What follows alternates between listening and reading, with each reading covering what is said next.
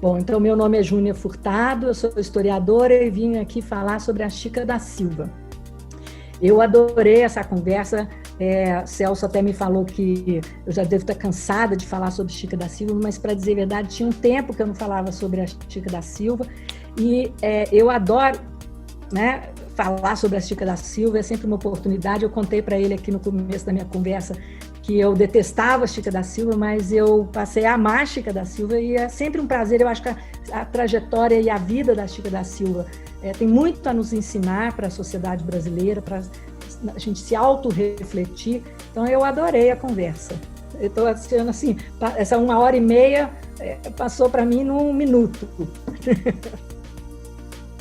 Oi, pessoal. Bem-vindos ao Quem Somos Nós, o Slow Talk semanal, sobre tudo que diz respeito à natureza humana e especialmente feito para quem tem prazer em conhecer.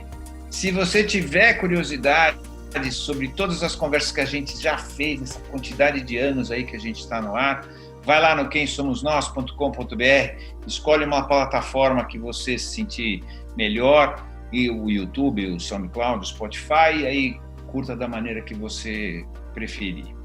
Hoje a gente vai continuar uma série que a gente está retratando algumas mulheres que a gente chamou de mulheres revolucionárias. Como é difícil a gente escolher quem é mais revolucionário, quem não é, e etc., nós então usamos um critério para retratar aquelas que comemoram alguma efeméride em 2021. Hoje nós vamos conversar sobre a mítica Chica da Silva e sobre a verdadeira Chica da Silva, que parece não foi assim tão revolucionária quanto eu achava também. Então, e também ninguém tem muita certeza no aniversário dela, parece que ela nasceu em 1731, ou seja, estaria fazendo 290 anos de nascimento agora em 2021. Para falar sobre ela, a doutora e mestre em História Social pela USP, com pós-doutoramento na Universidade de Princeton, a professora da UFMG e que escreveu um livro sobre a Chica da Silva, Júnia Furtado.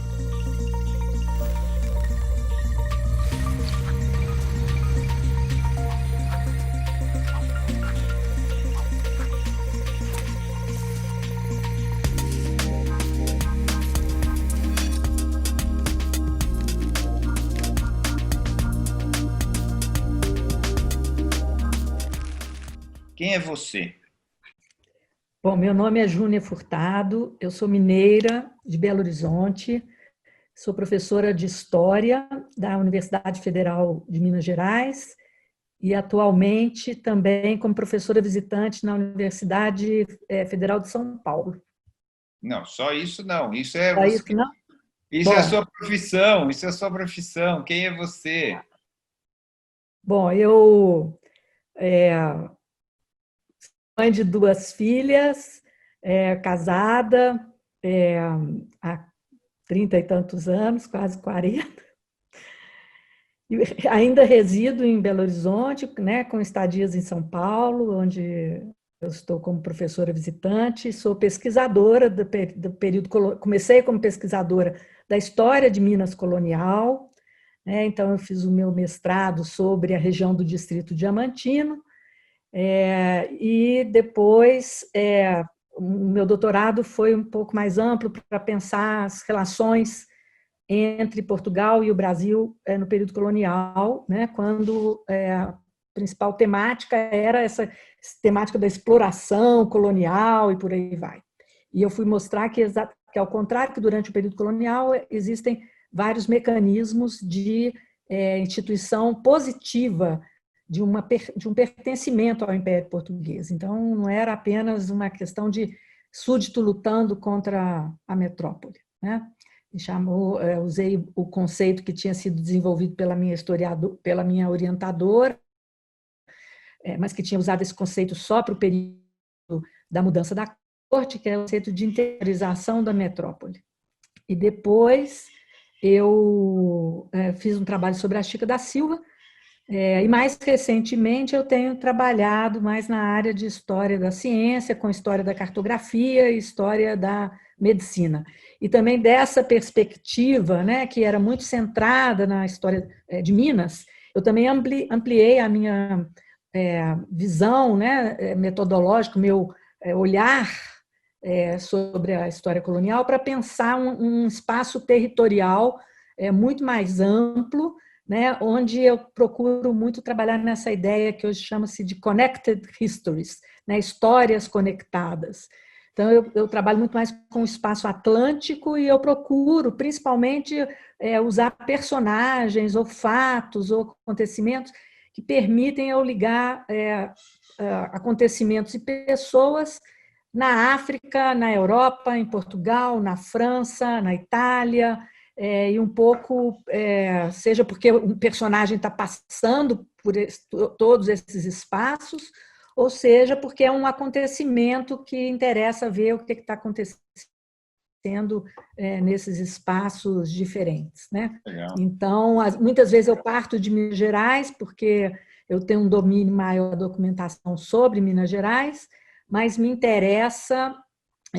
então, meus 2 últimos trabalhos começaram, aliás, os 3 últimos trabalhos começaram em Minas Gerais. O primeiro é um que chama O Mapa que Inventou o Brasil, que eu trabalho com a produção de um mapa em 1750, né, para negociar as fronteiras, e começa com um documento que eu achei sobre Minas Gerais, de uma viagem de 3 irmãos cristãos novos em Minas Gerais, e foram me levando para um projeto assim que conecta França, iluminismo francês com Portugal, diplomacia portuguesa, África e por aí vai.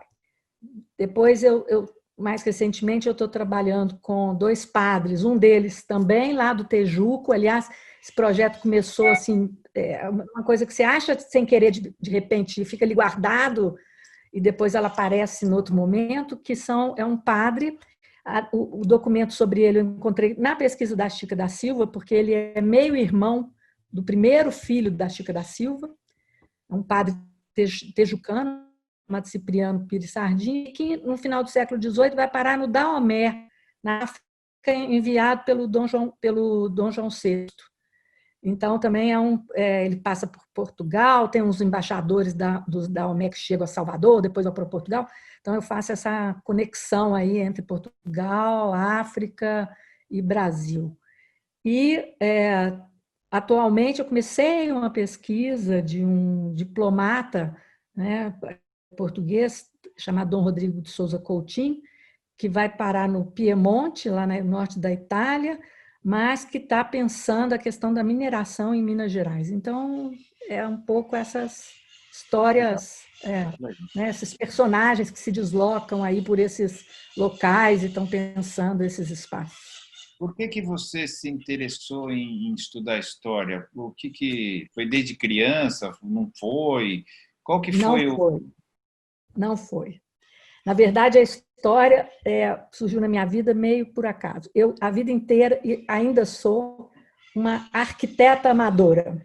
E eu, a vida inteira, pensei em fazer arquitetura.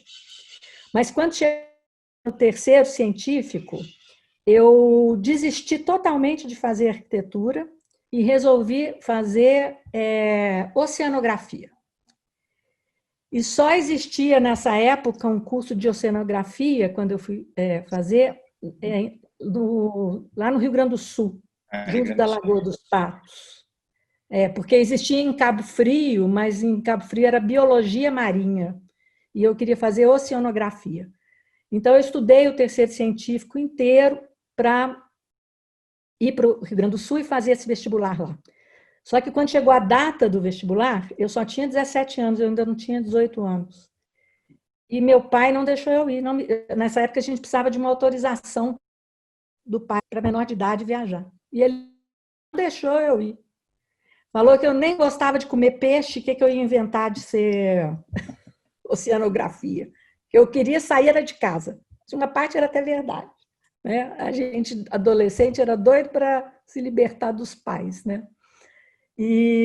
Mas eu queria mesmo fazer sonografia. E aí, então, quando eu fui fazer... Mas também não tinha certeza se eu ia passar na sonografia. E na hora que eu fui fazer, então, inscrição para o vestibular, eu fui fazer... fui por eliminação. Fui eliminando.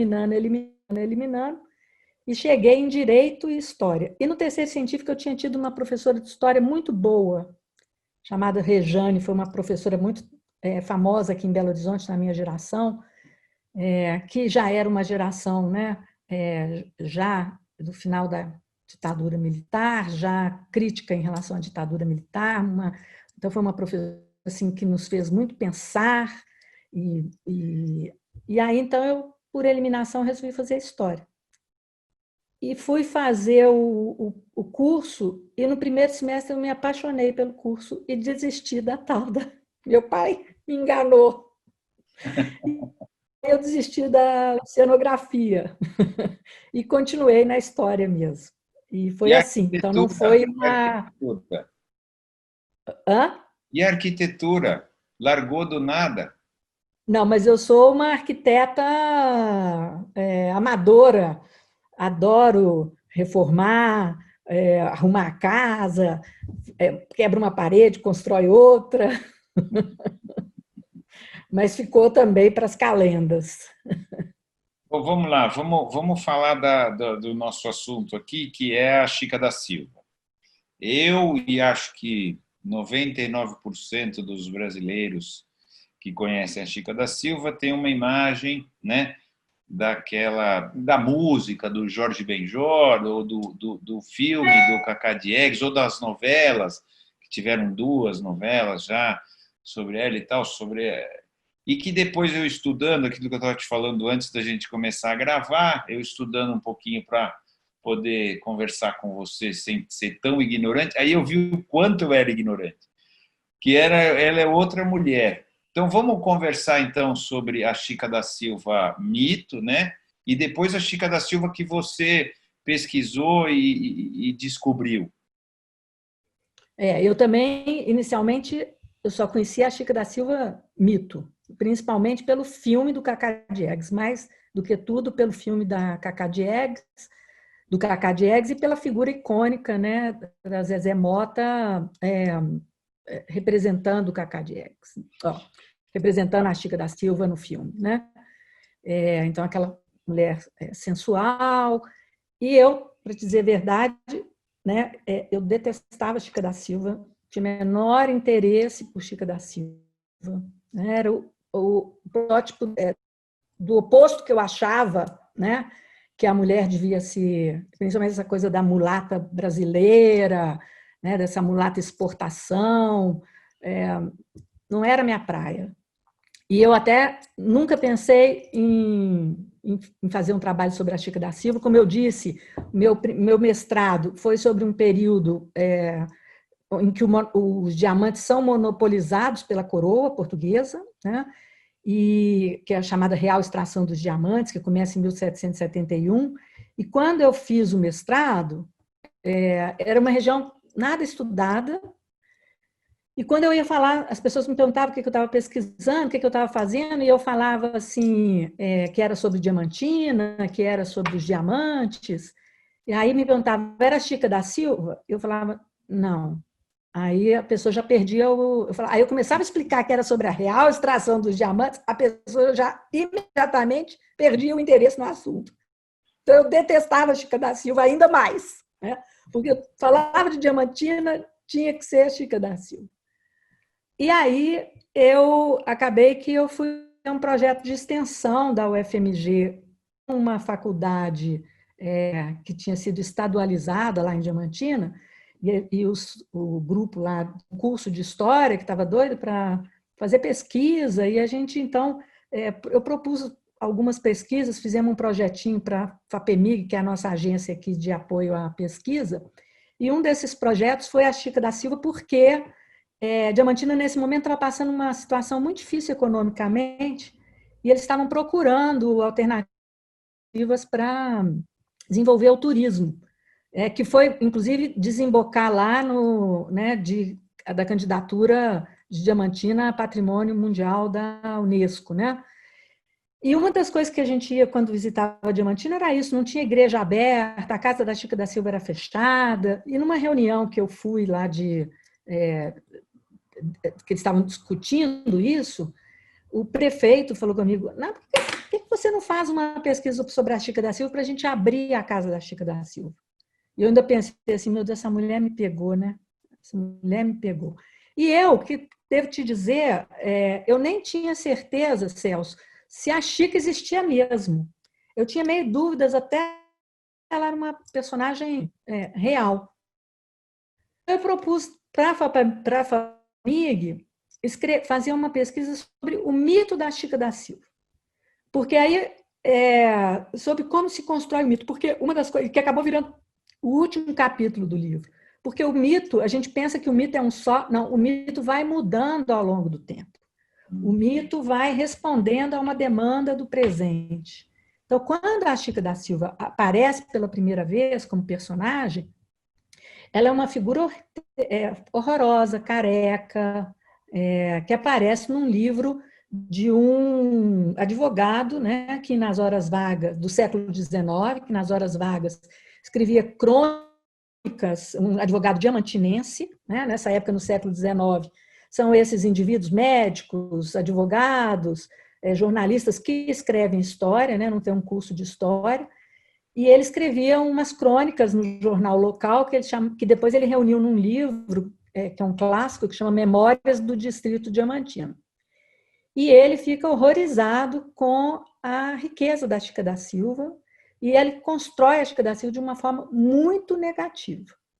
E a republicação desse livro, na década de 70 por uma editora aqui de Belo Horizonte, que era uma livraria, a editora Itatiaia, que começou a publicar os viajantes do século XIX, e publicou uma reedição do livro dele, é que, então, nesse momento, nas notas de rodapé, né, uma mulher, que eu esqueci o nome dela aqui agora,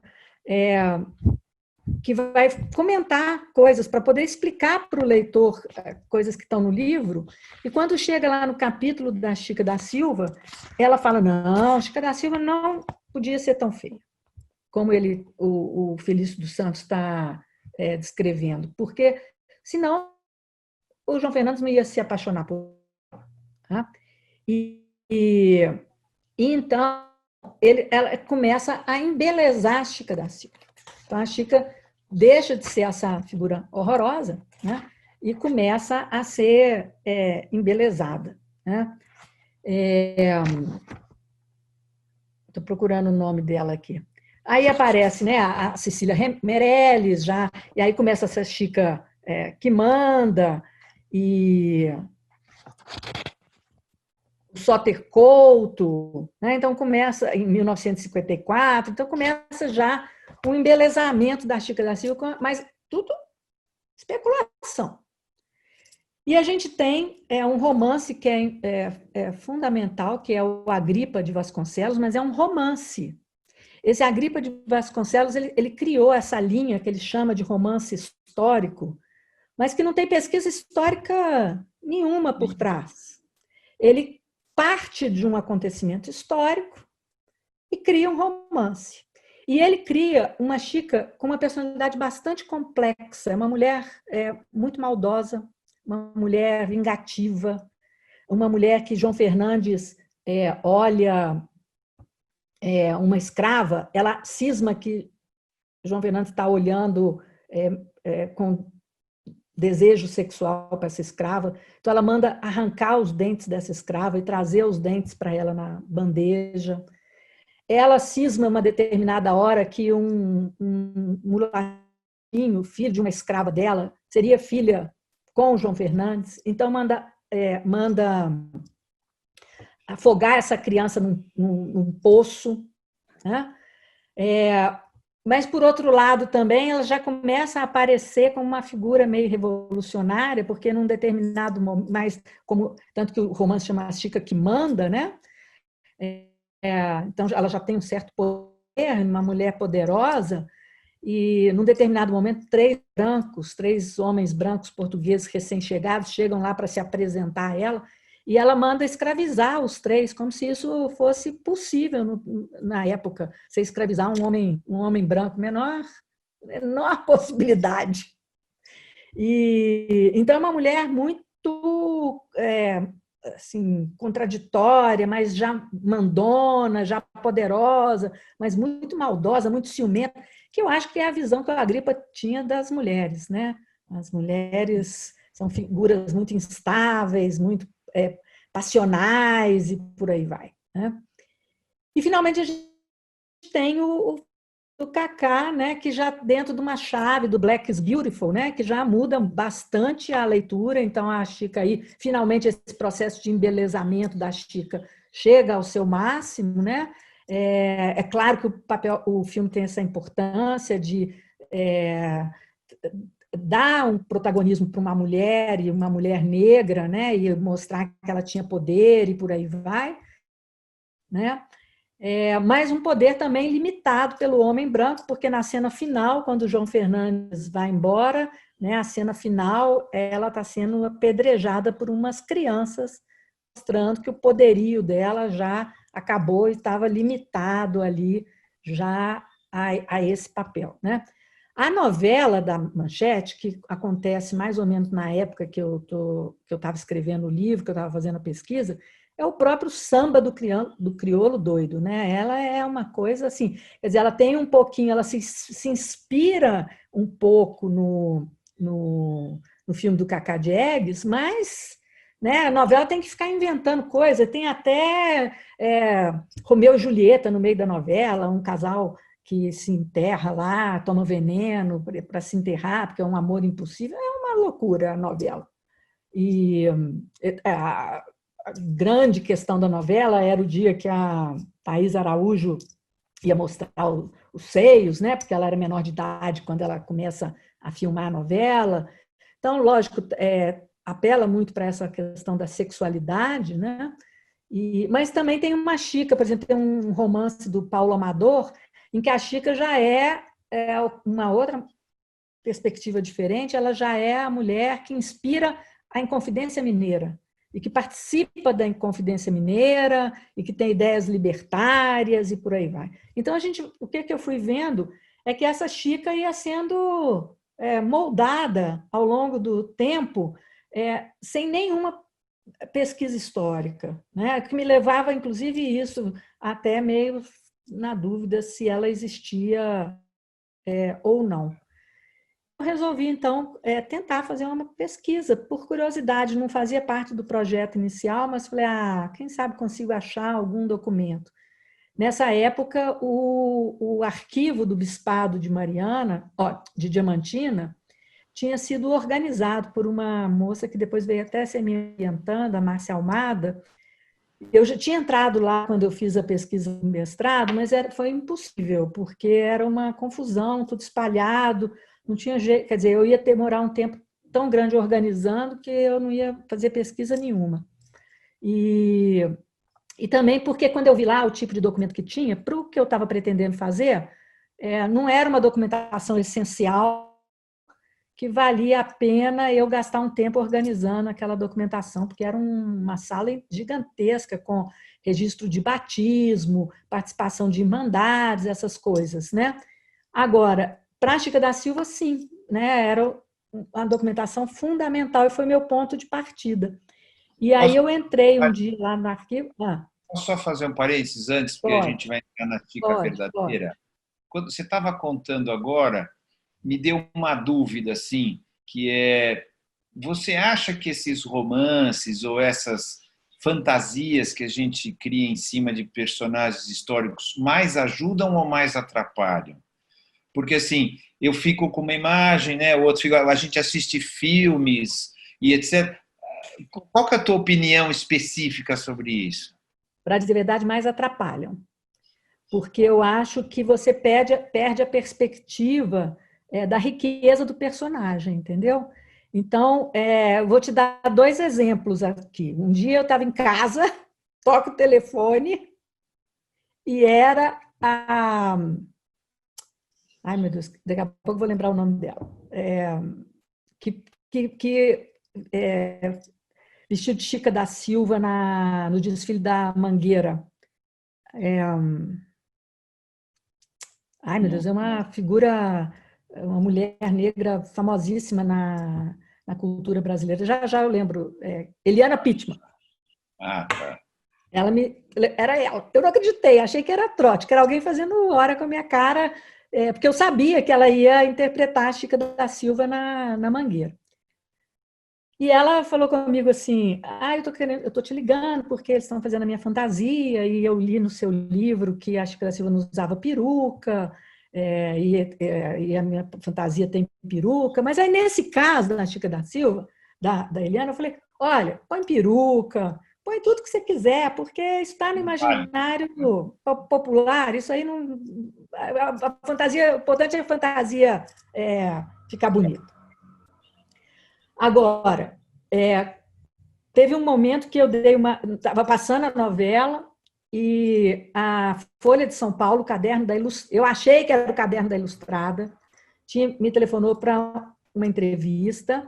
A gente fez uma entrevista, a entrevista passou pelas minhas mãos várias vezes, ainda era época de fax, nem tinha e-mail, o fax ia e o fax voltava. E quando chegou no domingo, eu não assinava a Folha de São Paulo na época, eu pedi para o meu pai que assinava para olhar. Ele falou, não saiu nada, não. Aí depois ele me liga, não, está no caderno de televisão. Eu já fiquei um pouco bravo, mas tudo bem. Mas o repórter pôs lá exatamente a entrevista que a gente tinha feito, e pôs como título assim, Chica da Silva, a historiadora afirma que Chica da Silva era feia e desdentada. Vixe. Olha, e embaixo uma entrevista com a Zezé Mota dizendo que era coisa de historiadora feia e recalcada. E, na verdade, eu nunca tinha dito que a Chica era feia. Há uma obsessão com essa coisa da beleza da Chica da Silva, se a Chica é bela ou não é bela. Né? Também para a Globo, eu falei que não ia dar mais entrevista que me perguntasse se a Chica era feia ou era bela, depois de um determinado momento, que era só esse assunto que surgia.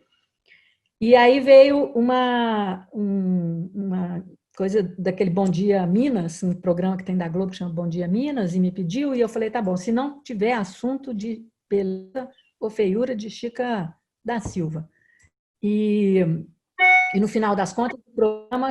Mas aí, quando acaba a gravação, foi a mesma coisa desse repórter. Mas e a beleza dela? Era feia ou não era feia? E aí, numa conversa informal, vira o assunto principal. E aí, se você quiser saber qual a minha opinião, eu até trato desse assunto no livro, né?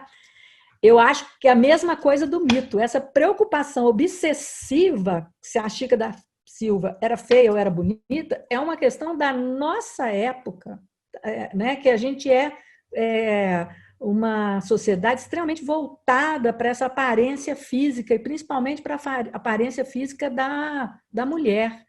Eu não sei se a Chica da Silva era bonita ou feia, não tem documento sobre isso. Né? O que eu tento discutir no livro é que ela era descendente das chamadas mulheres da Costa da Mina, que os portugueses, naquela época, consideravam que tinha uma aparência mais próxima ao ideal que eles tinham de beleza. Elas eram mais esguias, mais claras, os dentes muito brancos, mas que bem, a Chica da Silva teve 14 filhos. E numa sociedade que não cultua o corpo, não faz exercício físico, muito antes, pelo contrário, o ideal de beleza é a matrona, né? A mulher, quanto mais gorda, e mesmo o homem. Por quê? Porque quem é muito magro é porque come mal e trabalha muito. Então, quem é gordo é porque é a pessoa no ócio e que come bem. Então, o ideal da beleza era esse. Né? As classes altas cultivavam a gordura porque era o símbolo, né? Da abastança e do ócio.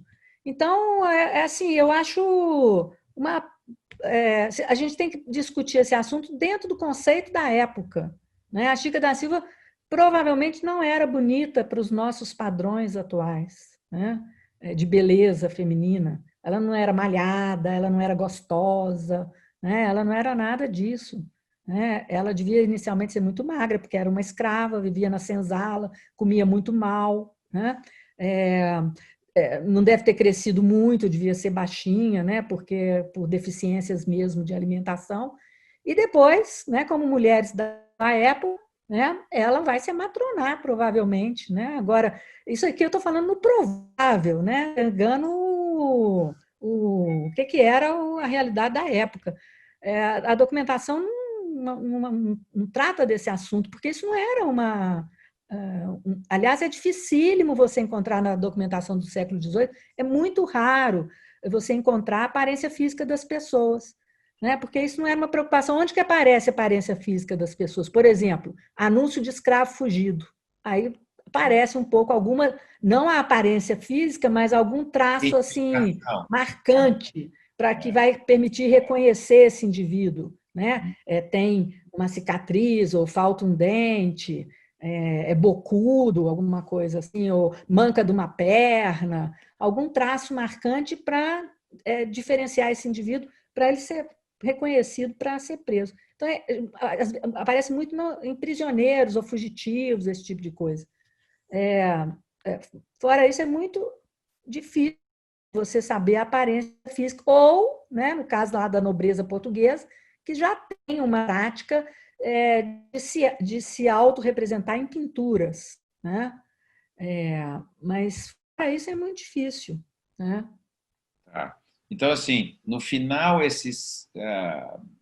vou chamar de romance histórico, filme histórico, etc, etc, etc, acaba distorcendo. É mais uma visão que nós temos sobre nós mesmos do que sobre as pessoas. É isso, né, que você está E dizendo. as pessoas, Seja o que têm for. uma dificuldade, seja o que for, e muito difícil de desarraigar dela, porque ela é muito mais icônica, como ela foi escrita. Claro, né? Tem muito mais graça. Eu também acho, tem muito mais graça a Chica da Silva da Zezé Mota do que a que eu descrevo, que é uma mulher que teve uma vida dentro desse ponto assim, caseira, que vai ter 14 filhos. Então, assim, não dá muito filme, não dá muito enredo. Mas Agora, uma Chica da Silva, ela, que arranca dente, morre de ciúmes, afoga a criança no poço,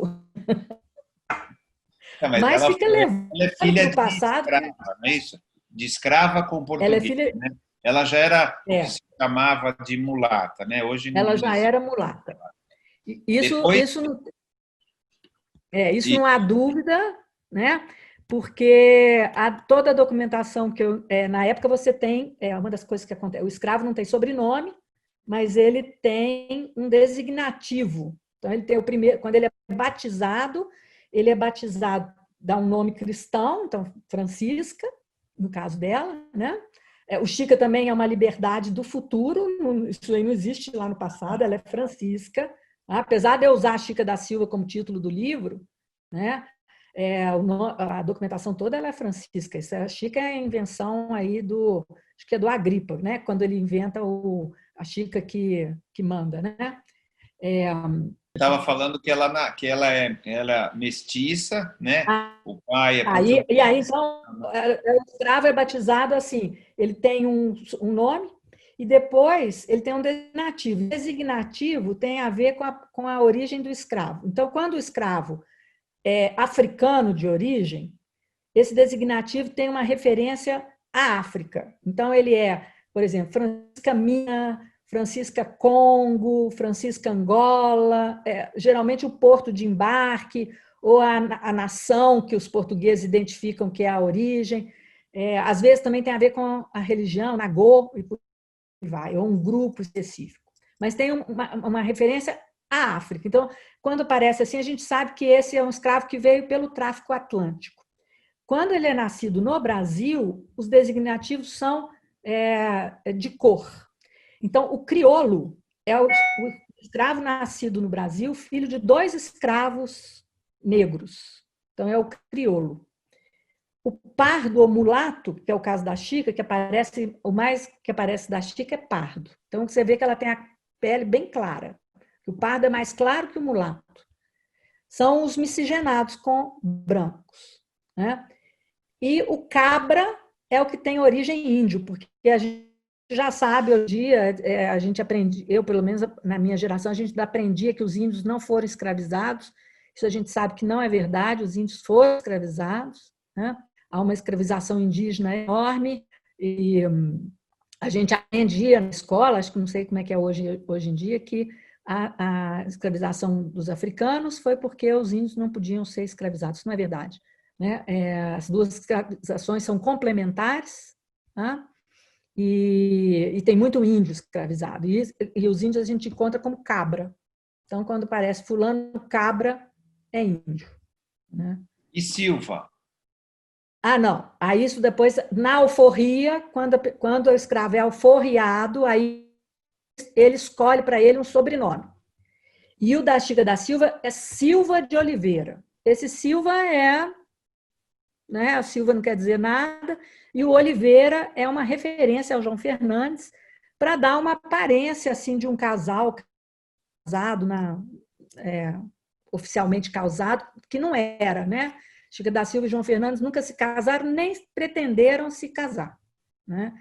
Nem de uma parte, nem... Quer dizer, talvez a Chica até quisesse, mas Fernandes nunca... eles não iam fazer isso nunca com os filhos. E o que a gente observa na documentação, bom, no século XVIII, para qualquer coisa que você vai fazer, qualquer honra, qualquer cargo administrativo, entrar na universidade, virar padre, ocupar um cargo administrativo, para tudo isso é investigada a sua linhagem, o seu sangue. Tá? E na legislação portuguesa existem determinados impedimentos para alcançar esses cargos que honram as pessoas. E um desses impedimentos é o sangue, né? O que é chamado, o termo é horrível, defeito de sangue, né? Então, a pessoa que tem um defeito de sangue na linhagem. E o que eram defeitos de sangue na linhagem para os portugueses era? Então, a gente tem descendentes de mouros, descendentes de judeus, que eram os cristãos novos, e descendentes de africanos, tá? Que são pagãos, os africanos. Por quê? Porque são pagãos. Isso tem uma mistura um pouco com questão religiosa. Mouros porque são muçulmanos, judeus porque são judeus, né, a religião judaica, e os africanos porque são pagãos. Então, você vê que é uma mistura de uma interdição que passa pela religião, mas que passa e não tem o conceito de raça, não existia ainda o conceito de raça, eles chamam isso de qualidade. E há também os defeitos que são chamados defeitos mecânicos, que são as pessoas que desempenham ofícios mecânicos. E na base mais baixa dos ofícios mecânicos estão os escravos, né? Então, você ter um avô que foi peixeiro, que foi alfaiate, uma avó que foi costureira, mesmo que você seja branco, isso te impede acesso a determinadas posições, que são posições reservadas exatamente à elite branca, cristã, e que serve o rei, mas não trabalha, porque há um total desprezo pelo trabalho mecânico. E quando você casa, você produz uma série de documentos de investigação da sua linhagem, porque também só se casa entre iguais. Então, branco casa com branco, escravo casa com escravo, e até mesmo dentro da escravidão, crioulo casa com crioulo, africano casa com africano, até mesmo dentro da escravidão existem... não é natural, não é comum um casamento entre desiguais. E então, se você vai oficializar o seu casamento na religião católica, lá na igreja, a primeira coisa que vai fazer uma investigação para ver se os dois estão se casando são iguais. E você vai produzir uma documentação imensa sobre isso. E o que a gente vai ver, então, é que os filhos da Chica da Silva, e depois os netos da Chica da Silva, eles vão meio se aproveitar de um certo vácuo documental sobre ela, né? de não investigação da linhagem dela, para um pouco também construir uma linhagem meio falsa. Então, por exemplo, o filho já vai falar: ah, não, ela não era escrava, eu sou neto de escravos, a minha avó que veio da África, a minha mãe, não, ela já era uma mulher livre, e usa muito esse termo na época para denotar assim, que era uma pessoa com poder, que vive de bestas e escravos. Então, ela já é uma figura que vive de bestas e escravos. Então, assim, a gente tem que entender a época, entendeu? Não adianta a gente querer projetar o mundo de hoje, né, para o período colonial. Então, Chica da Silva não se casa com João Fernandes, eles vão viver uma relação estável, muito longa, são cerca de 17 anos, mais ou menos, né? Nesse período, eles vão ter 13 filhos, o que fica claro que ela não amamentou, né? Ela ocupou esse papel de mulher branca, que era fica evidente porque eu consegui levantar muito batismos e de filhos de escravas dela. Então, ela tem um conjunto de escravas mulheres em idade para gerar filhos, né? Para aleitar essas crianças dela. Então, essas escravas aleitavam as crianças. A gente vê uma mortandade muito grande dos filhos das escravas dela, porque eles tinham que aleitar os filhos dela e não aleitar os filhos, seus próprios filhos, né? Então, a gente tem eles são, aparece lá nos registros de óbitos como inocentes, né? Então, muita criança morrendo no plantel de escravos. Ela tem muitas mulheres escravas né, parindo o tempo inteiro para aleitar esses filhos dela, e ela vai ocupar o papel da mulher branca, que é esse. Por que era o papel da mulher branca? Ninguém casava. Você podia até amar sua esposa, mas o amor não era o motivo do casamento.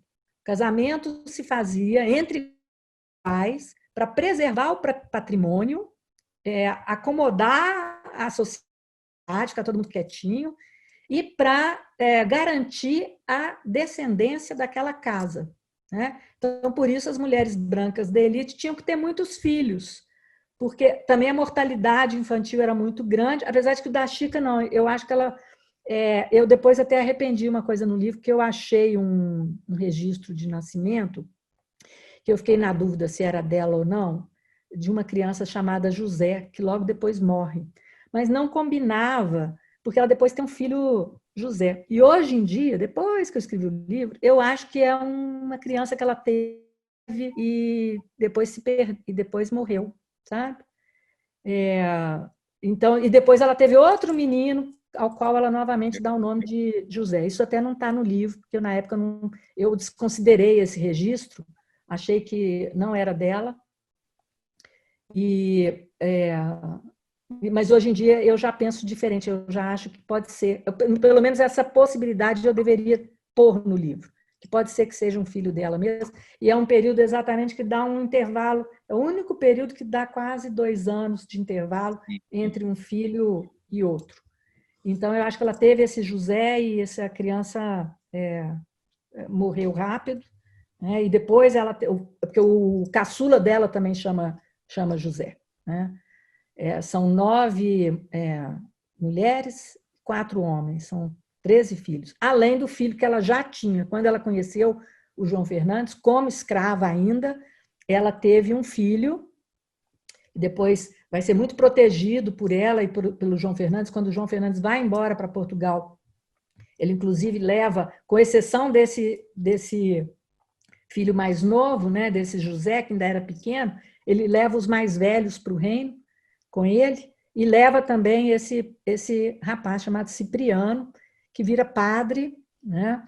E é um indivíduo muito culto, ele estuda em Coimbra. Os filhos da Chica mesmo não, ele é o único, os filhos com Fernandes, ele é o único que estuda em Coimbra.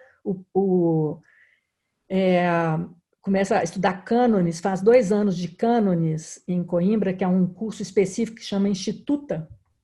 São cursa só os 2 primeiros anos de cânones, e depois ele vai ser correspondente da Real Academia de Ciências, e é um indivíduo de uma elite que vai aparecer no final do século XVIII, que vai começar a pensar as reformas econômicas, ele vai se envolver na Inconfidência Mineira, e é um indivíduo muito instruído. Ele é muito interessante, ele faz o primeiro relato no Brasil de um resto, de um fóssil, que foi encontrado em Prados, um gigante, não sei, pela descrição não dá para saber muito bem se é um mastodonte, se é um dinossauro, o que é, mas ele faz uma descrição, manda para a Real Academia de Ciências a descrição desse fóssil que foi encontrado em Prados, né, lá perto de São João del Rei, né, e ele vai lá examinar esse fóssil a mando do governador da capitania. Quando ele já estava de volta a Minas, ele volta para Minas depois. Então, a Chica tem 9 mulheres. Um parênteses de novo, posso fazer? Você falou uma coisa interessante. Não era a cor que discriminava as pessoas, era o que elas faziam, era isso? Ou a religião delas. Tá certo? A religião que elas faziam não era uma questão de cor. Era isso mesmo ou eu entendi errado? É uma questão, não é sangue, é uma questão de sangue. Então, é o sangue africano, é o sangue judaico e é o sangue mouro. E por que esses 3 povos, digamos assim? A origem é a religião, porque eles não são cristãos. Tá?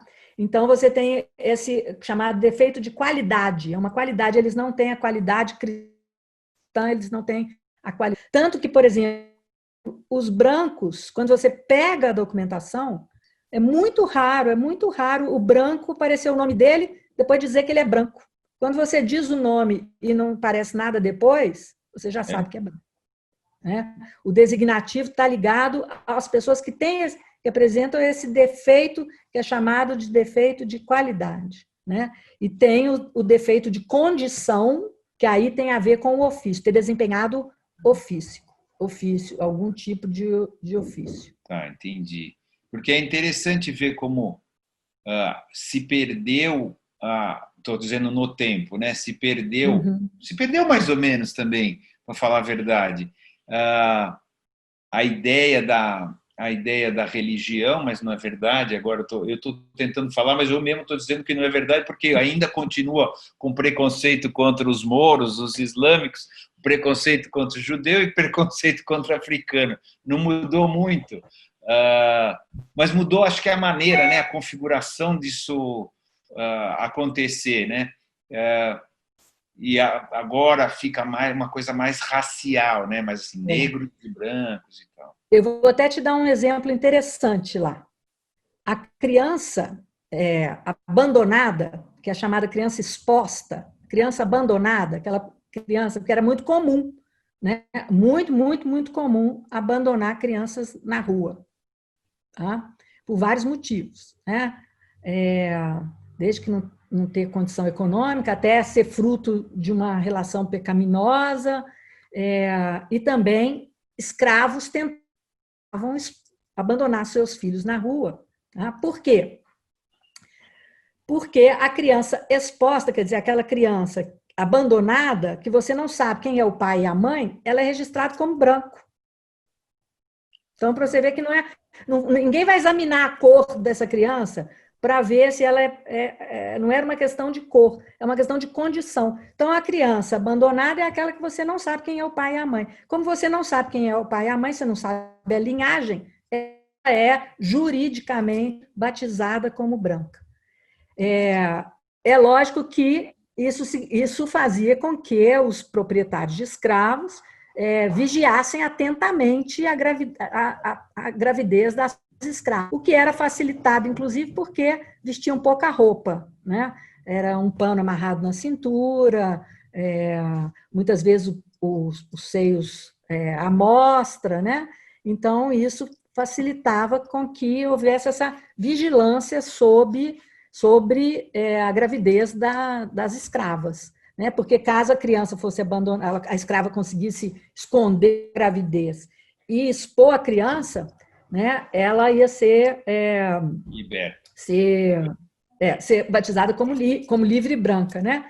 Teve um momento em Vila Rica que a Câmara, e essas crianças expostas, elas podiam ser criadas de duas formas. Você podia expor a criança na porta da casa de uma pessoa. Isso era muito comum. Muito comum, assim, a tia sabia que a sobrinha estava grávida e era uma relação pecaminosa, ela ia esconder a gravidez na fazenda da família e, quando a criança nascesse, essa criança, uma filha da Chica da Silva faz isso na casa da irmã.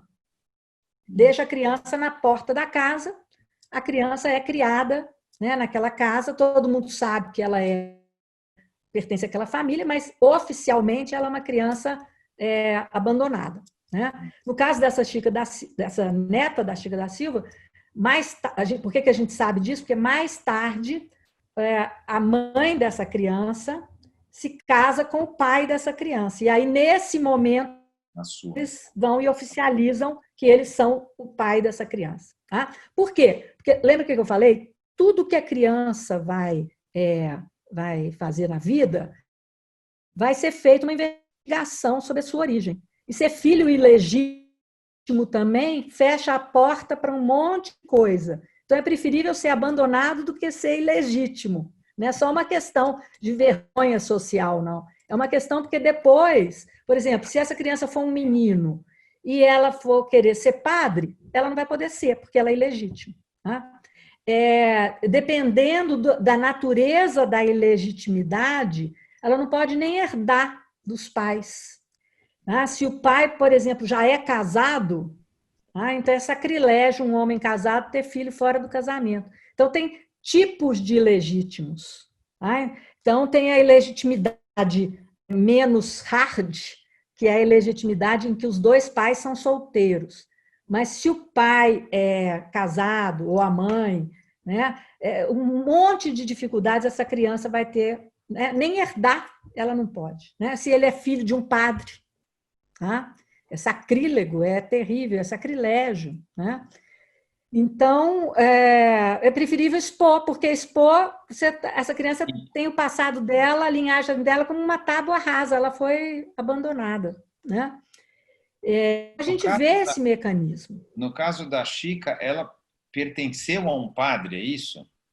Ou ela se relacionou com um padre em algum momento? Não, é uma filha dela, uma das filhas dela, a Rita Quitéria, que teve uma relação com o padre Rolim, lá da Inconfidência Mineira. Então. Tem 2 filhos com o padre Rolim. Né?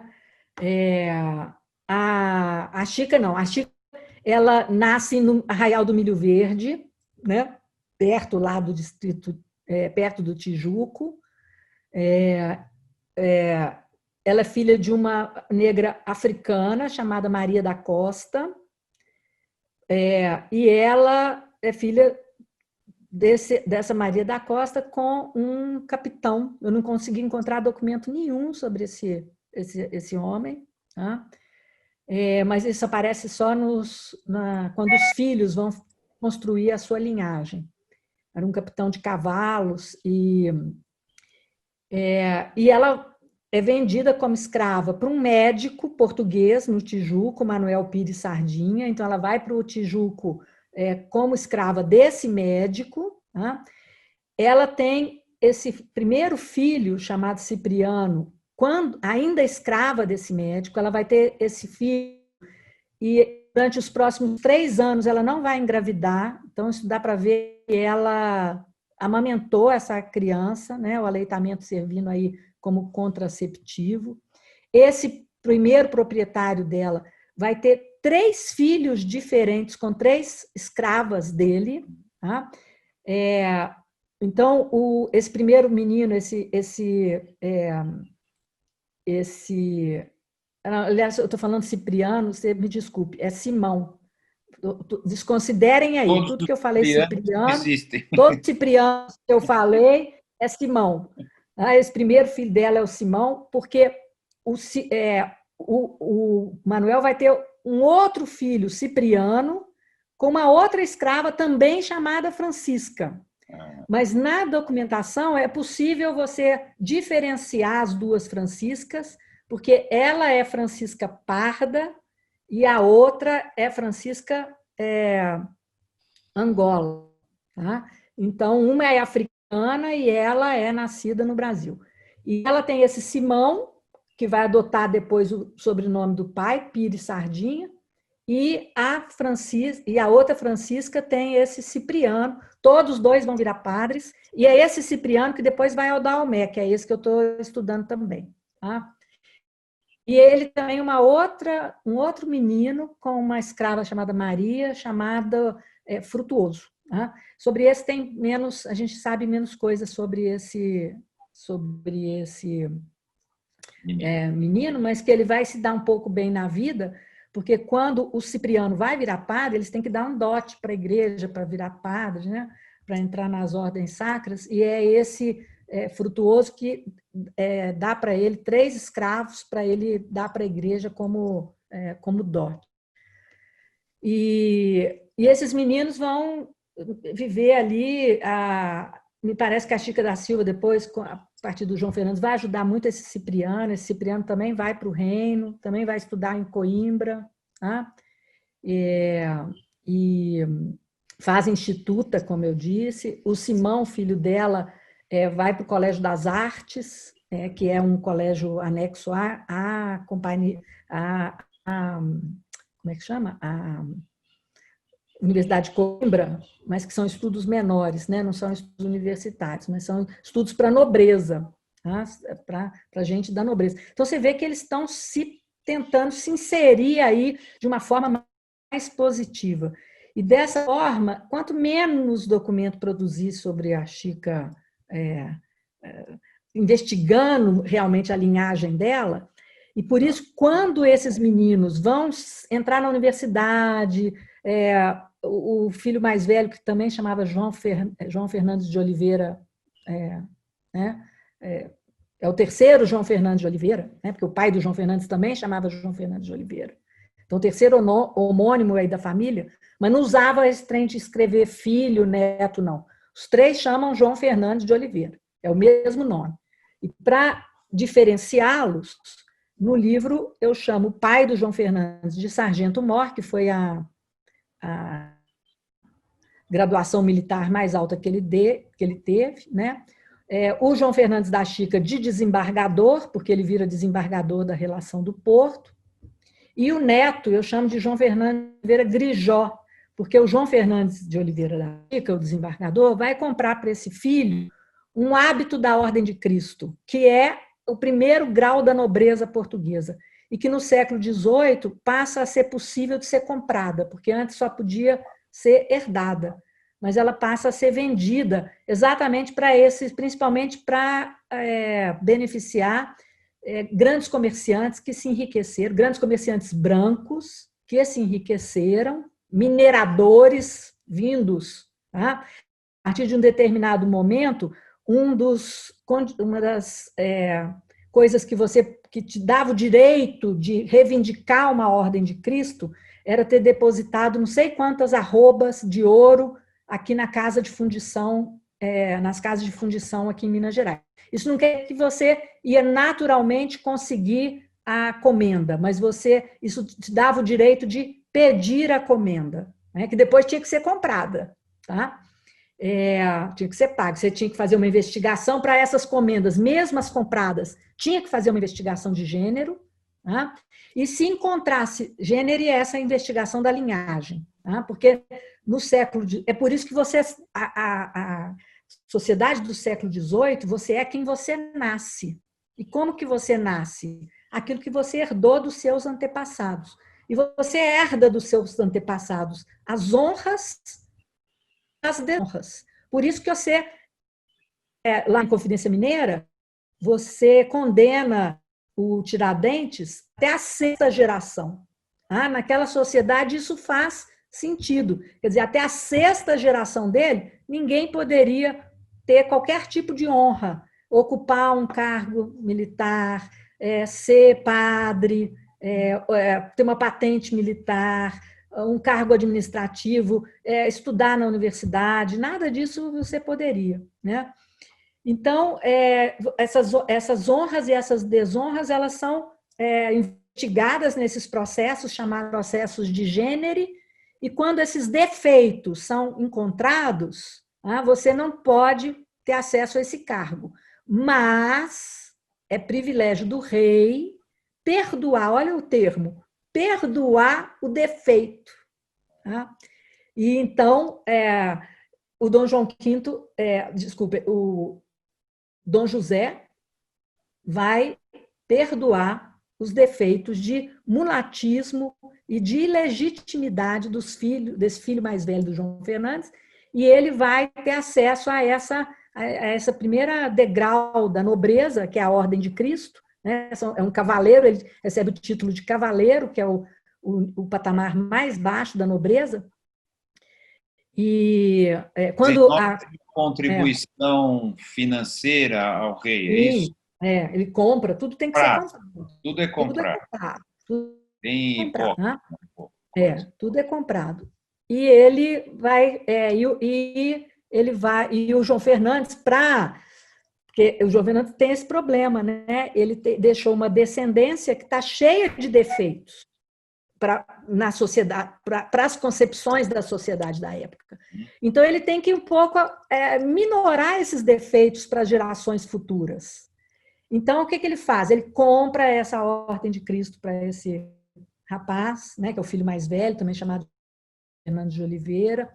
Ele faz um morgado. Um morgado é um privilégio que só a nobreza tem, tá? Porque na legislação portuguesa, diferente, a gente vê esses romances da Jane Austen lá na Inglaterra, no século XIX, do drama das filhas solteiras que não vão herdar, né, dos filhos segundos que têm que virar pastor porque não vão herdar, porque só o primogênito que herda. Em Portugal, tá? Não existe a legislação equânime em relação aos filhos. Todos os filhos herdam igualmente. Portugal é moderníssimo, muito mais moderno que a Inglaterra nesse aspecto, né? Desde das ordenações manuelinas lá no século XV, no século XVI, o direito de herança é igual para todos os filhos. E isso é um problema para a nobreza, porque ao longo das gerações, e lembra, os nobres têm que ter muito filho, porque a descendência tem que estar garantida, né? Muita criança morria jovem. Então, eles têm muito filho, e se der azar que muito filho sobrevive, e ao longo das gerações, o patrimônio vai se dispersando. Então, em Portugal, eles criaram um instituto chamado morgado, que era um privilégio da nobreza que podia pedir ao rei para que uma parte, 2/3 do seu patrimônio, fossem imobilizados e fossem herdados apenas pelo primogênito, para garantir um volume de patrimônio que não se dizer às gerações e que vai passar sempre para o primogênito masculino da casa. Então, o João Fernandes consegue um morgado para esse filho, chamado morgado do Grijó, e por isso, para diferenciá-lo, eu chamo ele de João Fernando de Oliveira Grijó. Ele fica lá em Portugal, nunca volta, mas ele morre muito jovem. Agora, as filhas... só uma coisa. Ela casou, teve um monte de filho, um monte de escravo, ou seja, a ideia de que ela era escrava e que isso era uma coisa aviltante e que não fazia sentido ela ter escrava, provavelmente nunca passou pela cabeça dela, certo? Olha, a ideia dela foi de ascensão social, pensando, sempre tentando colocar naquele momento, né, naquela época. Então ela veio de baixo e o que ela queria era ascender socialmente, sem crítica em relação a como a sociedade funcionava, não é isso? Então a gente tem que pensar o seguinte, tá? Essa é uma sociedade muito diferente da nossa. Nós somos herdeiros da Revolução Francesa, né? Você é quem você se faz. Apesar de que ainda tem muito na nossa sociedade brasileira alguém dizer meu pai, né, eu sou filho de coronel, meu pai é deputado. Isso é um resquício dessa sociedade aí, que a gente chama de sociedade de antigo regime. Nessa sociedade, como eu falei, é uma sociedade que você é quem você nasce. E é uma sociedade de desiguais. As pessoas não são iguais, elas são desiguais. Inclusive, a lei ela é diferente. Né? É um assunto que a gente está discutindo aí muito, né? Por exemplo, feminicídio. Se o marido mata a mulher, se ele é nobre, a penalidade é uma. Se ele não é nobre, a penalidade é outra. Inclusive, entendeu? Os direitos são diferentes, os deveres são diferentes. A legislação é diferente, tudo é diferente, dependendo se você é nobre ou se você não é nobre. Então, a sociedade está dividida no meio. Aquilo que honra e aquilo que desonra. E que vai sendo passado por geração por geração. E a gente tem que pensar, então, que qualquer indivíduo nessa sociedade está pensando para além da sua própria vida terrena. Ele está pensando na sua linhagem. Porque tudo que ele fizer na vida, a sua linhagem vai herdar. Ou para honrar essa linhagem, ou para desonrar essa linhagem. Então, João Fernandes e Chica, lógico que também as pessoas fazem coisas e tomam decisões, caso aí, né, de uma relação não sagrada pelo matrimônio, porque tem desejos e tem vontades que contrariam as regras dessa sociedade. Mas, contrariar essas regras dessa sociedade vale a pena até um certo limite. Então, eles contrariaram a regra da sociedade quando eles tiveram 13 filhos numa relação ilegítima e uma relação entre um homem branco e uma mulher escrava e de cor. Né? Mas eles podem minorar, pensando na sua geração, os impactos dessa decisão que eles tomaram na vida, que desonra os seus familiares. Então, a gente vai ver Chica e João Fernandes, ao longo da vida, tomando decisões para honrar, minorar esses defeitos que eles deixaram. E a outra coisa que a gente tem que pensar, então, bom, o que essa sociedade, seja lá quem for, ela vai, seja lá quem for, vai pensar nessas estratégias ao longo da sua vida. Então, uma coisa que a gente tem que se tirar da cabeça é escravo libertando escravo. Isso é muito raro, você no máximo liberta assim, a mãe, um filho, alguém assim, muito consanguíneo e muito próximo. Não tem escravos se solidarizando com escravos desconhecidos, não. Tá? Isso já é do século XIX, depois da Revolução Francesa. Né? No século XIX, a gente tem Montepios, já é outra coisa. Até o século XVIII, a primeira coisa que o escravo faz quando ele se liberta é conseguir um escravo para si mesmo. Porque se ele não conseguir um escravo para si mesmo, ele vai ter que trabalhar. E que diferença que faz eu ser escravo ou não ser escravo, se eu, livre ou escravo, eu tenho que trabalhar? Porque livre não trabalha. Tá?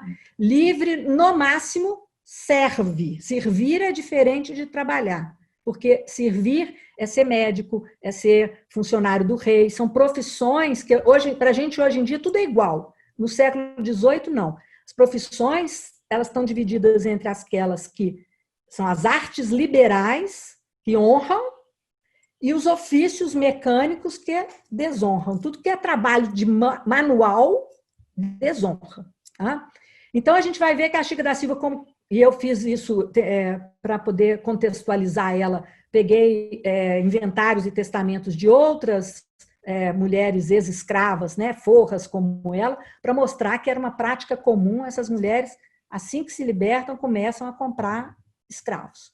E tem uma coisa interessante, eu já escrevi muito sobre isso em outros artigos, que eu tenho trabalhado muito com o censo de 1774 do Distrito Diamantino, que tem uma riqueza assim enorme, e você observa um censo interessantíssimo, porque quase 50%, por volta de 50% das casas são chefiadas por mulheres de cor no Distrito Diamantino. Tá? Você tem quase o mesmo número de mulheres de cor e de homens brancos como chefes de domicílio. E uma das coisas que chama assim, atenção, são 280 e tantas mulheres, são 500 casas, só para você ter uma ideia. São cerca de 280 mulheres, aí, 800 casas. 280 mulheres, 280 e poucos mulheres, só uma aparece como estalajadeira. Nenhuma outra tem profissão. Ou seja, elas vivem do trabalho dos escravos. Enquanto que os homens forros, que são muito poucos, não lembro agora de cabeça, mas acho que uma volta de uns 40 e poucos, a maioria exerce um ofício. Eles são carpinteiros, eles são músicos, eles são pequenos comerciantes. Então, a gente vê que as mulheres se afastam rapidamente do trabalho manual, tem escravos, e a Chica vai ter escravos, ela tem um plantel muito grande de escravos. No Distrito Diamantino, é muito escravo, eu não lembro mais agora, assim, que eu também não consegui levantar tudo, foi o que eu consegui levantar em óbitos, nascimentos, registros de irmandades, porque tinha irmandades, né, para negros, para escravos, registro de casamento de escravo, casa vários escravos dela. E uma coisa que lá é uma especificidade do Diamantino, porque as lavras do Distrito Diamantino, a exploração dos diamantes, primeiro ela é monopólio dos contratadores até 1771, e depois ela é monopólio dessa empresa estatal chamada Real Extração dos Diamantes, e a Chica vai alugar escravos dela, né? Cada pessoa podia alugar no máximo 5 escravos para Real Extração, e ela anualmente vai alugar escravos para Real Extração, porque era uma ótima forma de render dinheiro, né? E a gente vai ver que as estratégias, então, é nisso, pensando na linhagem, né? Como diminuir. E em relação às filhas, o que ela vai fazer com as filhas? Primeira coisa, ela interna as filhas no convento de Macaúbas, tá? Para receber um pouco de educação, mas principalmente porque estar no convento de Macaúbas insere as meninas de forma melhor no mercado de casamentos, porque significa que elas vão permanecer virgens, puras, vão estar sendo educadas para ser boas mães, elas aprendem canto, aprendem bordado, aprendem as primeiras letras, mas principalmente aprendem a ser donas de casa, né? Trabalhos domésticos, bordar, dona de casa do século XVIII, não é cozinhar, não, quem cozinha é escravo. Dona de casa do século XVIII borda, lê, canta, toca piano, tá? Quem cozinha, quem lava, quem passa, isso aí é a mulher do século XIX que cozinha, lava e passa. A mulher do século XVIII, branca, ela vive dessas prendas, né? Então, elas vão se inserir melhor no mercado de casamento, aprendendo essas prendas, né? Elas são virgens, e a maior parte dessas filhas saem depois para se casar com homens brancos, militares portugueses de baixa patente, né? E só uma é que permanece vira freira lá, 2 viram freiras em Macaúba, sendo que uma acaba também saindo depois. Porque em Macaúba você não tinha que professar voto, você podia ficar lá só para estudar e depois sair para casar. Aí depois, se você queria virar freira, aí você professava lá os últimos votos e só uma delas é que vai realmente ficar como freira até o final da vida. As outras voltam para o Tijuco, casam, né?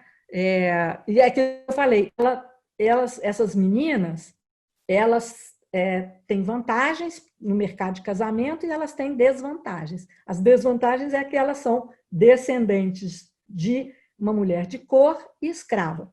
Mas elas têm vantagens, né? Elas têm patrimônio, então elas vão ter dote, elas foram bem criadas, elas vão desempenhar bem o papel, são filhas de um desembargador português, e então ela consegue, na época, o que tem aqui no mercado de casamento em Minas são bons casamentos, né? Porque, como eu disse, casamento é um negócio, casamento não é amor, né? Casamento é um negócio.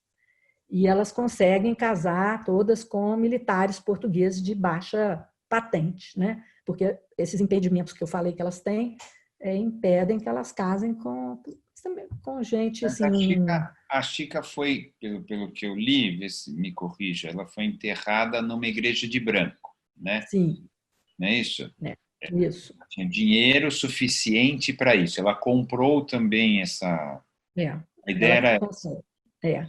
Porque, bom, então, essa sociedade, como eu disse, ela é uma sociedade de desiguais e existem os espaços de sociabilidade dos desiguais. Então, todos são cristãos, mas não vai todo mundo na mesma igreja. Hoje, se você é católico, você vai na igreja do seu bairro, por comodidade, é mais perto. Nessa época, não. Né? As igrejas, elas são sustentadas pelas irmandades, né? Que são irmãos que se reúnem para construir a igreja e ter o lugar, isso em Minas Gerais, né? Então, as irmandades são de iguais. Então, a gente vai ter a Irmandade dos Negros, a Irmandade dos Mulatos, a Irmandade dos Brancos, e mesmo dentro dessas categorias, a gente tem divisões. Então, em Minas, geralmente, os brancos mais honrados pertencem geralmente à Irmandade do Carmo.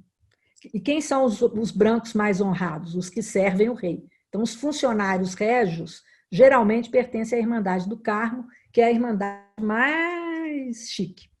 E os comerciantes, que antigamente eram oficiais mecânicos, mas que no século XVIII o comércio está dando muito dinheiro, então o comerciante fica ali no meio, ele não é arte liberal, mas ele também não é totalmente o ofício mecânico, cria-se a designação homem de negócio.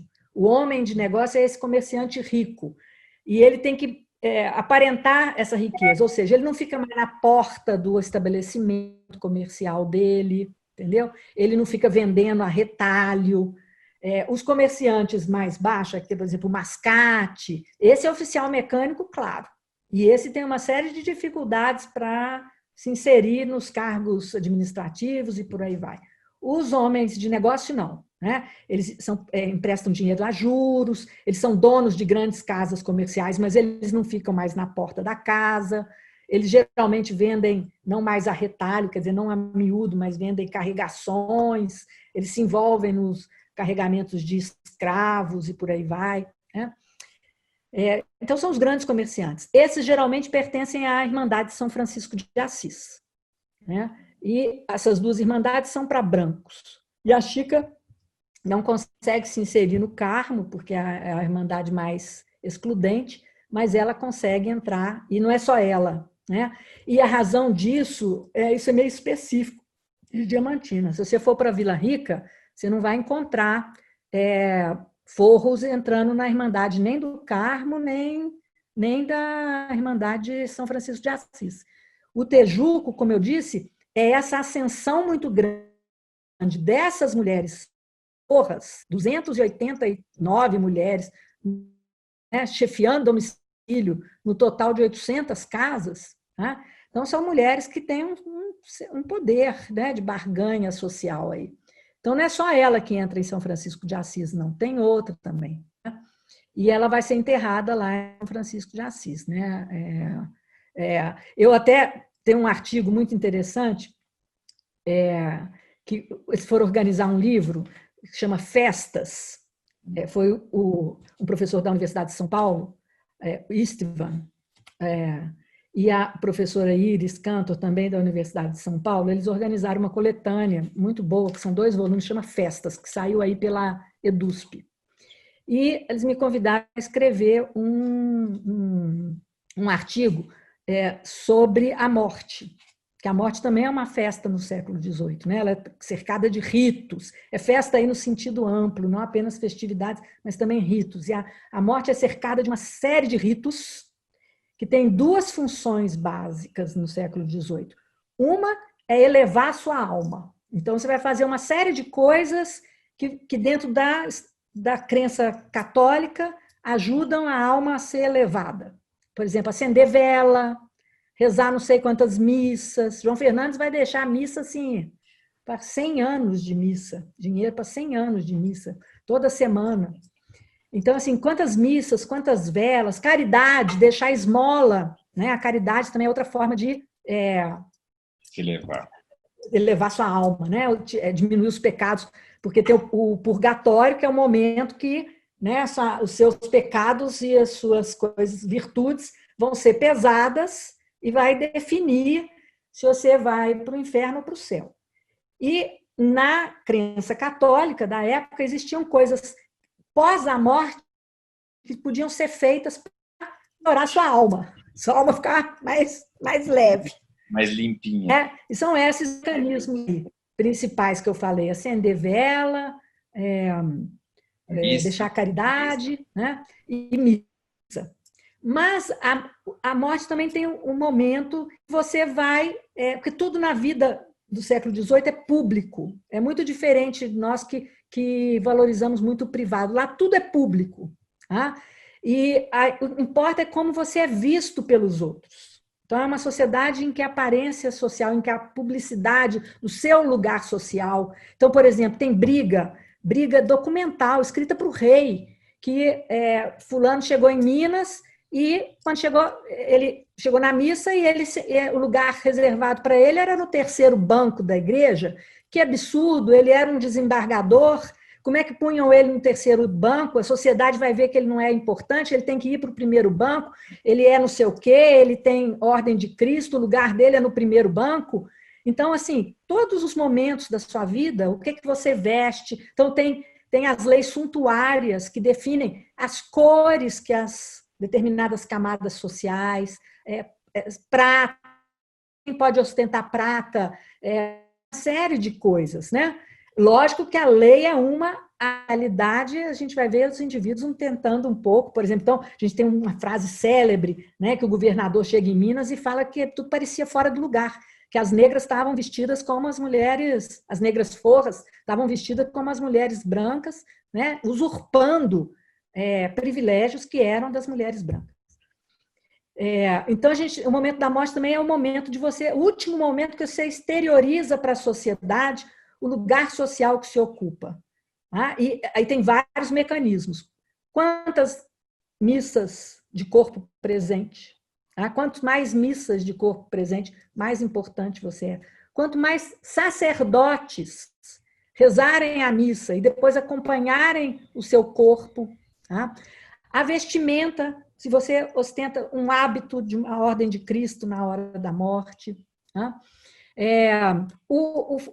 O acompanhamento, o coro, tudo isso vai fazer diferença. O lugar que você é enterrado na igreja, porque os escravos, por exemplo, eram enterrados da porta para fora da igreja, que é o adro da igreja. Tá? Pessoas mais ou menos ali no corpo da igreja. E quanto mais próximo do altar, mais importante você é. Então, o local da sua sepultura também vai demonstrar publicamente, é o último momento que você demonstra o lugar que você ocupou na sociedade. Daí a preocupação dela, né, de ser enterrada numa irmandade de brancos, né, como outras mulheres foram. E esse artigo que eu estou te falando é interessante porque eu resolvi, como no mestrado, aliás, no meu doutorado, sobre os comerciantes, eu tinha feito um levantamento muito grande de inventários e testamentos de comerciantes, e no livro da Chica eu tinha feito para as mulheres forras, eu resolvi comparar os ritos de morte dos comerciantes com os ritos de morte das mulheres forras. E eu pensei que os ritos de morte dos comerciantes iam ser muito mais sofisticados do que os ritos de morte das mulheres forras. E quando eu tabulei tudo, apareceu um cenário completamente diferente. O que apareceu para mim? Os comerciantes, eles investiam muito na alma, nesses ritos para a alma, para elevar a alma. Muito dinheiro em missa aqui em Minas, missa na Bahia, missa em Portugal, uma quantidade de missa por não sei quantas gerações, quantidade de cera, de vela e de coisa para elevar a alma. E menos preocupação com o rito de morte, principalmente porque uma parte significativa desses comerciantes eram itinerantes e sabiam que muitas vezes iam morrer no sertão, a caminho e por aí vai. Em compensação, essas mulheres forras, tá? Muito pouco investimento na alma, vão lembrar, muitas delas africanas, se converter à religião católica mais pro forma do que verdadeiramente, mas uma preocupação enorme com os ritos de exteriorização do seu lugar social, porque é o último momento que elas têm para mostrar para essa sociedade, né, que elas ascenderam socialmente nessa sociedade. E para encaminhar os filhos também, né? Para encaminhar os filhos, né? E para encaminhar os filhos. Bom, nós já estamos conversando há quase 2 horas. É isso? Não. 1h30. 1h30. Nós estamos a 1h30. Eu vou... primeiro, assim, me dá um incômodo quando você vai falando da sociedade do século XVIII. De alguma maneira, eu fico incomodado o tempo inteiro na conversa, assim, não com você, né, mas com a maneira que olhava. E, às vezes, eu consigo olhar agora também e eu falo... Às vezes me parece muito diferente, às vezes me parece não muito diferente. Então, eu fico com uma sensação, ao mesmo tempo olhando, falando, nossa, que loucura, que coisa esquisita. E às vezes eu vou olhando assim e falo assim, mas agora não é muito diferente. Nós não estamos tão longe do século XVIII agora. Né? Quase aqui no Brasil, especificamente, né? Falando. Uhum. E a Chica da Silva, que você descobriu, era uma mulher, acho que eu vou usar uma palavra sua do seu livro, que é uma mulher do tempo dela, ou seja, que ela era uma escrava, tá certo? Que foi liberta, teve filho, casou, se deu bem, vamos assim, entre aspas, né? Tentou, agora aprendendo aqui com você, encaminhar os filhos dela para um lugar melhor do que o dela, né, para uma situação melhor do que o dela, e fez o que era necessário para isso. Não é isso? Então, precisava ter escravo, tinha escravo, ela não tinha ideia que a escravidão era uma coisa horrorosa, ou não era horrorosa, porque ela tinha, ou talvez tivesse, eu não sei, mas assim, não importa. Eu preciso cuidar dos meus filhos e preciso mostrar, dane-se, que eu tenho que escravizar também. Eu não sei exatamente, é difícil saber como ela sentiu, mas assim, dá um pouco de choque, né? Você esperaria, pô, já que ela se libertou, mas você falou quase ninguém libertou ninguém no século XVIII, então dá um pouco de choque. Mas assim, Mas você tem que pensar que essa é uma instituição que fazia parte dessa sociedade. Igual hoje você vai para a Índia, ainda tem casta lá e a gente se escandaliza. E os indianos não se escandalizam, porque isso faz parte da sociedade deles. Né? Então, a escravidão, é lógico que depois da Revolução Francesa, e que começa essa ideia de humanidade, de você pensar no humano, que todos são iguais, todas as pessoas são iguais, todas as pessoas nascem iguais. E aí, então, é que o movimento abolicionista, a ideia da escravidão como uma coisa ruim, como uma coisa negativa, e uma solidariedade entre humanos, né? Você pensar que ele é um humano igual a você, mas ele está ali sendo escravizado. E aí, então, isso começa a despertar uma solidariedade, né? Coletiva. Né? No século XVIII, é o que eu falei, você pode até ter uma solidariedade assim, eu ajudo a libertar minha mãe, ou meu filho, uma solidariedade meio direta, assim, mas, né, principalmente na nossa escravidão urbana de Minas Gerais, que é diferente um pouco da escravidão agrícola, esses escravos também tinham uma certa liberdade dentro das possibilidades, né? Então, não era também uma coisa assim que o escravo ficava apanhando o dia inteiro. Então, não é nem tanto ao mar, nem tanto ao ar. Agora, eu acho, né, porque quando você me falou aí o negócio das mulheres revolucionárias, a Chica em si não é revolucionária, mas eu acho que a trajetória da Chica nos ajuda a pensar uma coisa que é a tal da construção da nossa democracia racial, né? Esse mito da democracia racial. Né? E ela nos ajuda a mostrar desmistificar essa ideia de que nós somos uma sociedade que promove a igualdade entre brancos e negros e que para nós tudo é maravilhoso, não tem racismo. E, na verdade, o que a trajetória da Chica mostra, né, é que a tal democracia racial é o negro tentar se passar por branco. Ou seja, se ele compra o projeto dominante do branco, mesmo que a pele seja mais escura, né?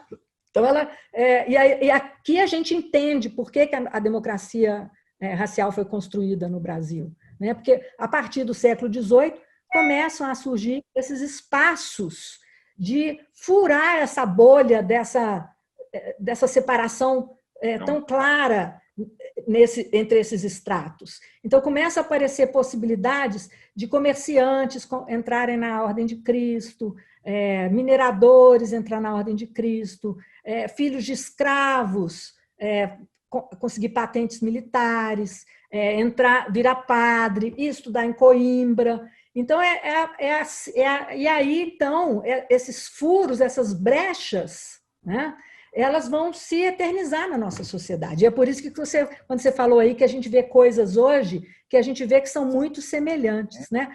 Agora, uma coisa interessante que eu até pensei aqui agora na nossa conversa, porque como eu estava naquele último momento que eu estava falando, que essa é uma sociedade muito que o público, tudo é vivido no público, tudo é exteriorizado no público. E depois, a sociedade capitalista e pós-Revolução Francesa é uma sociedade muito do privado, que vai valorizar o privado, do que acontece, tudo fecha para dentro da casa, né? E, em compensação, agora, com as redes sociais, a gente está vivendo de novo essa exteriorização do público, quer dizer, essa necessidade das pessoas estarem maravilhosas e felizes no Instagram, né? Terem direito e expressarem suas opiniões para o mundo, quererem 100 mil seguidores e por aí vai, né? Então, acho que essa coisa da rede social, né, ela criou essa exteriorização dessa imagem pública que passou a ser uma coisa muito importante na nossa, não na minha, mas na vida em geral, né? Nos blogueiros. O negro aceito é o negro que se traveste de branco, né? Ou seja, é o que vai para o mercado financeiro, é o que vai para não sei o que lá, ou seja, isso também era lá, né? Desde que você se submeta a um raciocínio branco, aí tá bom. Você pode ser aceito. Aí você aceita. Por isso que as políticas raciais implementadas pelo PT nos anos lá, Lula e por aí vai, são fundamentais, né? Porque é um corte nisso, é a valorização, ao contrário, é a valorização do negro, a reparação histórica, né? A questão das cotas são importantíssimas, né? Do estudo da história da África, né? A gente não pode desconectar. Mas o que acontece, né? Foi colocado, mas ninguém aprende, né? Mas está lá. Mas está lá. Mas o que é? Mas eu não sei como é que está o panorama no primeiro e segundo grau, que eu ando muito afastada. Eu dei aula mais de 10 anos em escola secundária, né? Fui professora 10 anos aqui da rede pública municipal, no começo da minha carreira, antes de eu ir para a universidade.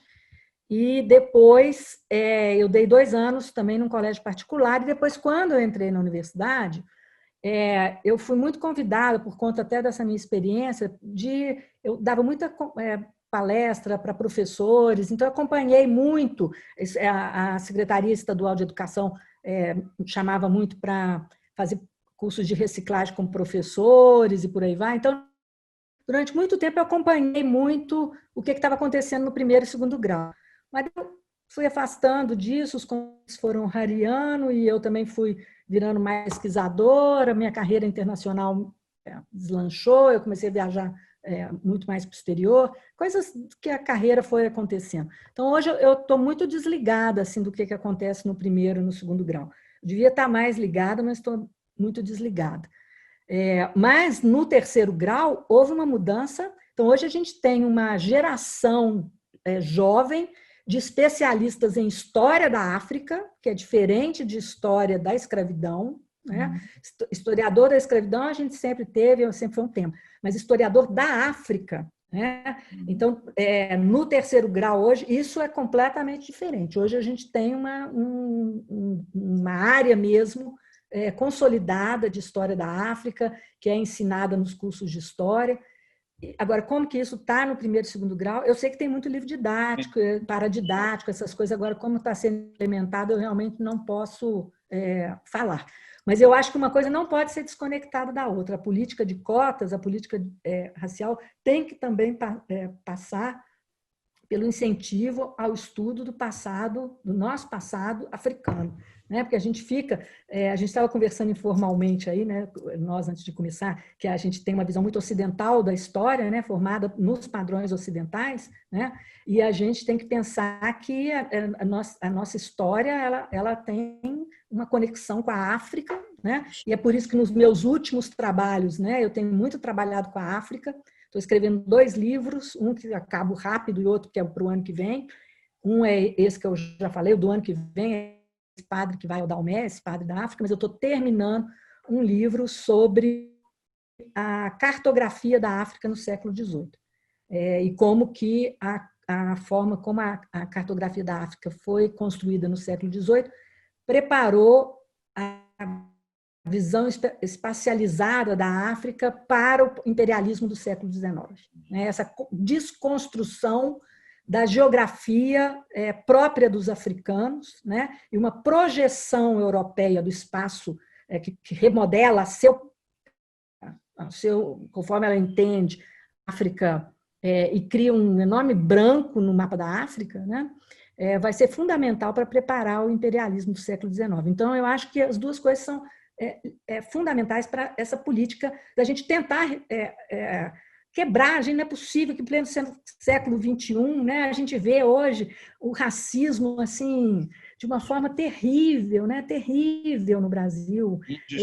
Aquele último episódio do Magazine Luiza, né, Luiza, né, fazendo um trainee dentro das políticas afirmativas, da política de cotas, e as pessoas falando em racismo reverso. Me desculpe, não tem racismo para branco.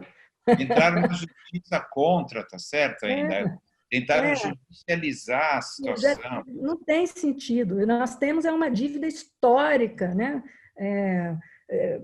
Centenária com os negros africanos, né?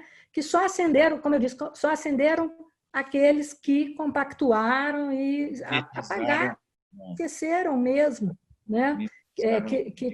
Da sua própria herança africana, né? E começaram a se identificar como brancos, né?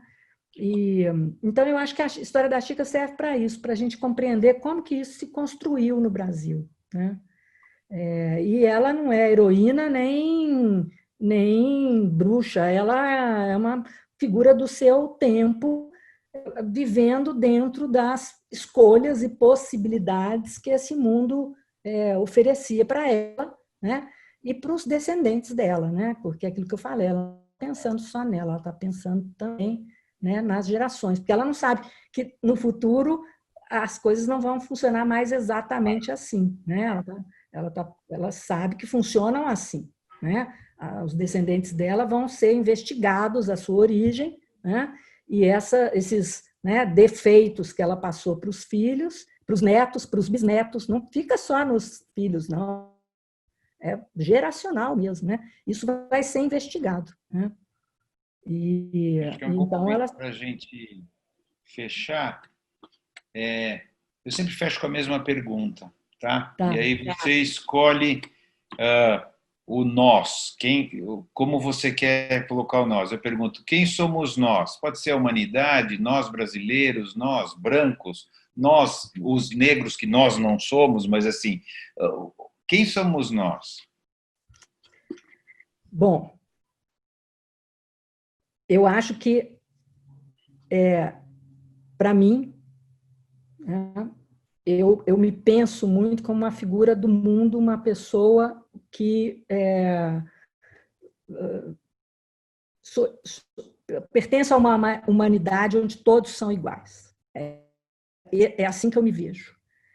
Mas eu devo dizer que eu pensava, meio polianamente, que nós estávamos caminhando para que isso se expandisse, essa noção, né? Então, por exemplo, quando a gente vê lá a comunidade europeia se organizando, né, para transcender os franceses, os catalães, né? Quando, por exemplo, na minha adolescência, você tinha tinha todas aquelas brigas, né, fratricidas de pequenos nacionalismos, né? Então a gente vê aí uma comunidade europeia tentando transcender essas diferenças de religião, de nacionalidade, por aí vai. Mas, infelizmente, né, eu vejo que nós estamos passando por um momento terrível de acirramento dessas divisões, né, dessas... né, eu não sou igual ao outro, né, a religião como né, então, assim, a gente vê hoje em dia, gente, as religiões do candomblé sendo atacadas, né? Vocês pensaram que isso já está superado, isso era coisa lá do século XIX, né? Não, mas está aí, né? Religiões sendo atacadas. Eu estou lendo agora um livro daquela ganhadora do Prêmio Nobel, da Svetlana, nunca lembro o nome dela, Alexandrovich, né? O declínio do homem soviético, né? E eu acabei de ler agora, antes de vir, um capítulo. Ela trabalha com depoimentos orais, né? E nesse depoimento específico é uma armênia casada com um cara do Azerbaijão, né? E o depoimento é exatamente no momento de uma guerra étnica imensa, porque até a União Soviética, todo mundo era soviético, e quando o Império Soviético desmembra, né, começa todos esses nacionalismos acirrados e de uma violência, homem contra... Sabe? Ela conta cenas assim terríveis de jovens correndo na rua e abrindo a barriga de mulheres grávidas e expondo os fetos porque é armênio.